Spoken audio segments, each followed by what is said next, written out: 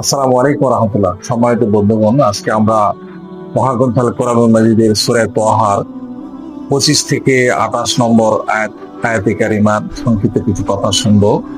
বিসমিল্লাহির রহমানির রহিম। রাব্বি ইশরাহ লি সাদরি ওয়া ইয়াসসির লি আমরি ওয়াহলুল উকদাতাম মিন লিসানি ইয়াফকাহু কাওলি। এখানে মুসা আলাইহিস সালামের একটা দোয়া আল্লাহ করেছেন।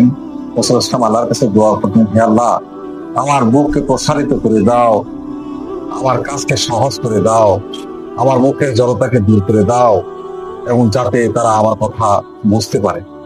সম্মানিত বন্ধুগণ, এখানে আল্লাহ পাক মানুষের যে ইলমের কথা বলা হয়েছে, যে ইলম আল্লাহর তরফ থেকে যাকে আল্লাহ দান করেন, এটা অনেক বড় একটা নিয়ামত। এই নিয়ামত আল্লাহ যাদেরকে দান করেন, আল্লাহ বলে অনেক বড় নিয়ামত তাদেরকে আমি দান করলাম। সেই জন্যই আমরা বেশি বেশি কোরআন থেকে হেদায়েত গ্রহণ করি, ইলম অর্জন করি, মানুষদেরকে বলি। আল্লাহ আমাদের তৌফিক দিক। আমিন।